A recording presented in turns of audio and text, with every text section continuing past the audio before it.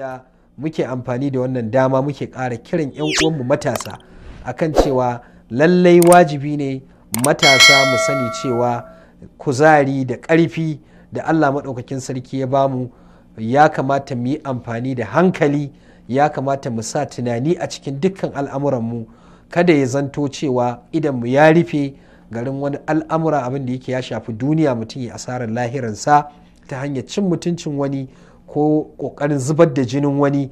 Karka yadda wani ya amfani da kai a matsayinka na matashi, karka yadda wani ya amfani da kai a matsayinka na miji ƙarfi ya cimma wata nasara tashi ta duniya, kai kuma ya ɓata maka duniyarka da lahirarka. Abul aliya shine wanda zan ba da misali da shi a riyahi lokacin da muka karanta abin da ya shafi yaƙin Siffin ya faɗi wannan, ya ce ina matashi maji ƙarfi rigima ta faru tsakanin sayidina Muawiya da sayidina Aliyu dan Abi Talib.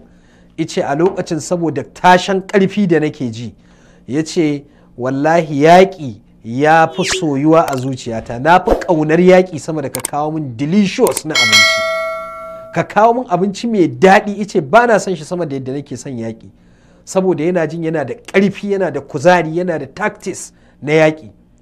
Ya ce don haka na ɗauko takobi na gyara makamina, na fito waje, na zo na dumfari filin yaƙi. Ice ina zuwa na kalli sau na mayaƙa guda biyu, ɓangaren sayidina Ali da ɓangaren sayidina Muawiya. Ice amma abin da ya tsaida ni, sai in ji waɗannan sun ce Allahu Akbar, sai in ji waɗancan su ma sun ce Allahu Akbar, sai waɗannan su ce la ilaha illallah, sai waɗannan su ma su ce la ilaha illallah. Ice sai na tsaya na ce to yanzu wane ne kafiri a nan cikin kenan? Wane ne zan kafirta, wane ne zan aje a matsayin mumini? Ma'ana ya fahimci cewa wannan fitina ce ta faru tsakanin rundunonin mummunai guda biyu waɗanda suke jininsu ma'asumi ne, Allah ya katange jininsu, haramun ne kai musharaka wajen zubar da jini a cikin fitina irin wannan. Ya ce saboda haka na tsaya na tambayi kaina da kaina cewa to waye takura min in fito, waye tirsasa min cewa akai dole sai na shigo na yi wannan yakin?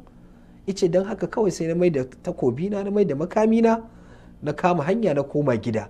Da haka Allah ya kare shi, bai ɗauki jinin wani ba, bai ɗauki hakkin wani ba a cikin wani abu wa balantana ya je lahira.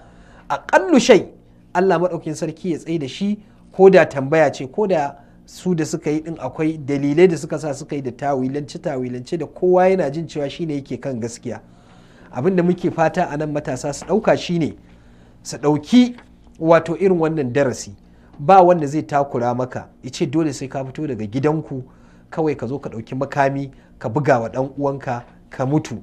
Shi wanda ka buga masa kai dan shi bai san an yi ba, in ma ya sani iyakaci ya zo yawa iyayenka ta'aziyya da me ya musu ta'aziyya. 'Ya'yanka sun tagayyara, iyalanka kullum sun shiga uku, suna cikin ƙalin ƙaƙanikayi, ba wani abu da za a iya maka.